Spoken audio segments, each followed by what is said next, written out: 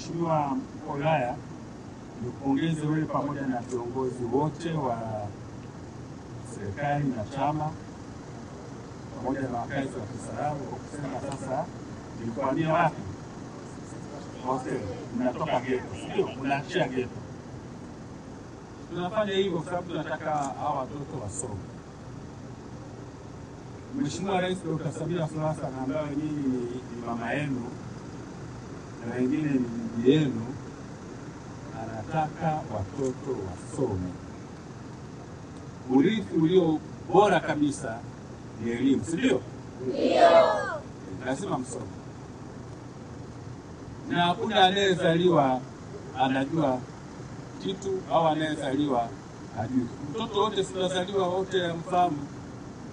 Mnakuja mnafundishwa kusoma, mnafundishwa kuandika. Kwa hakuna ambaye anasema mimi sina akili. Hakuna. Mimi ni baba yenu. Nina watoto kama nyinyi. Wazazi wanajituma kuweza kuhakikisha nyinyi mnasoma. Mheshimiwa Rais anajituma kuhakikisha kuona watoto wa Tanzania wanasoma, tena elimu bila malipo. Ameshajenga Mheshimiwa Rais kwa serikali ya awamu ya 6 madarasa shule za sekondari 42 na shule za msingi 48, shule zilizokamilika kwenye mkoa huu, kwa sababu anataka watoto msome. Na usiposoma ukiacha shule, tutakufuata, tutakurudisha usome kwa nguvu, na mzazi wako tutamchukulia hatua. Lazima msome. Watoto wa kike mna uwezo mkasoma vizuri tu. Mnaona hapa amechafuka na vitu vinang'ana hapa. Tunaona manyota haya. Huyu ndio mkuu wa uhamiaji wanaotoa passport kwenda nje ya nchi kutoka kusafiri wa mkoa.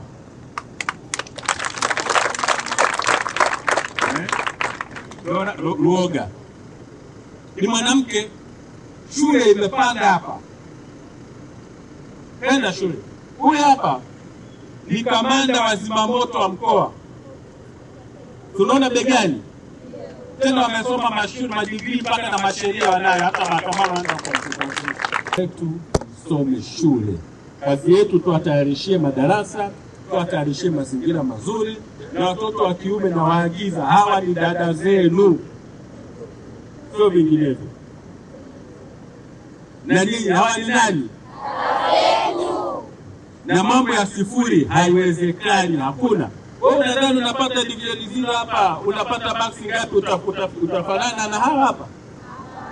Hamtaki kuwa hivi?